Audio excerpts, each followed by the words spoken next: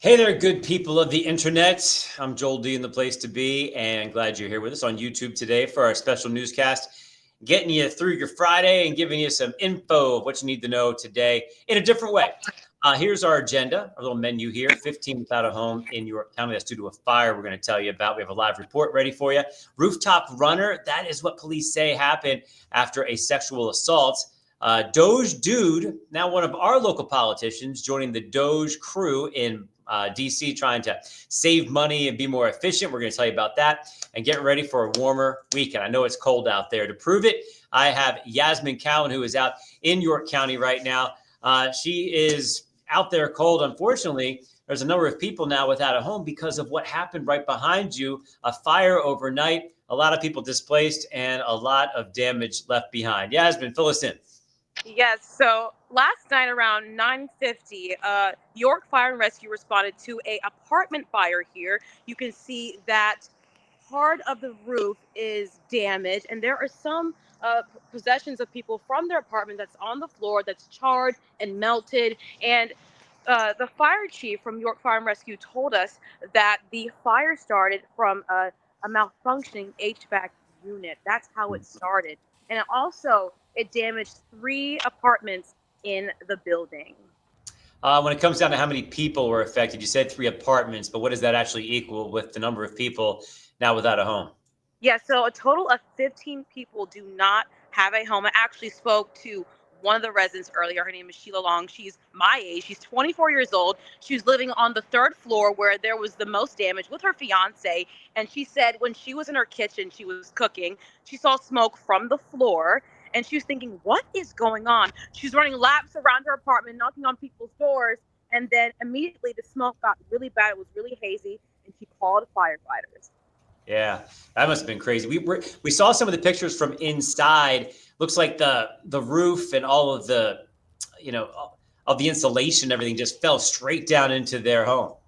I mean, yes, if you look at those pictures, I mean, everything is damaged. I mean, there's nothing salvageable. I mean, she did come out here with her mom and her dad and her family. They did pick a few things from outside of here to see what they could get, but they couldn't take much home. She said, thankfully, a lot of the items that you see on the floor are holiday items, so it wasn't much that she lost in the fire.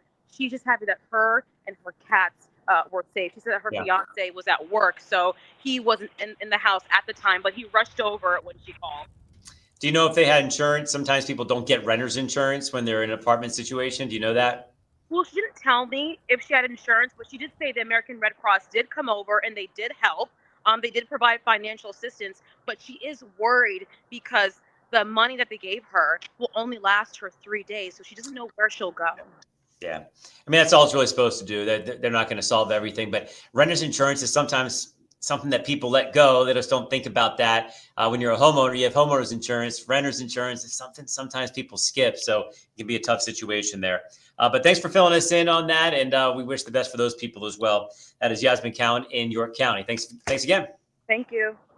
All right, next up, Rooftop runner. This is a really disturbing story. Police say that there was a sexual assault and that this was with a minor, and then trying to capture this person and find them. Once again, they're, at this point, the accused, they're a suspect, but to get away, they're saying this person ran on rooftops to do that. You're looking at our web article right here. Jasmine Cowan went out to the neighborhood today to try to learn more about this. She's joining us right now with the very latest on this situation. Fill us in, Jasmine.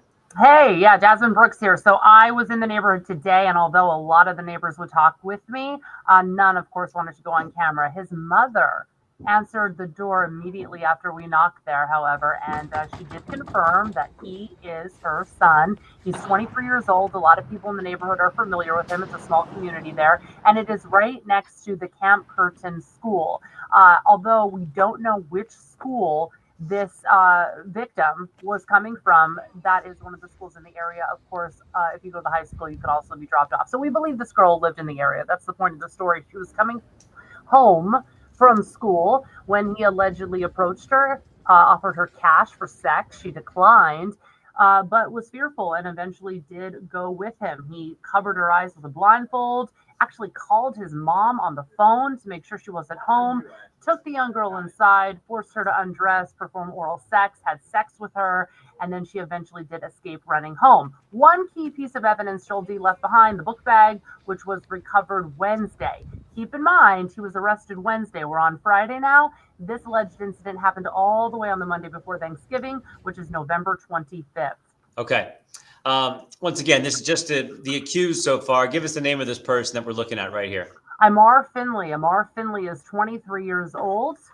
And he was arrested before, of course, totally separate incident. However, within the past few years, he was arrested for violating a PFA.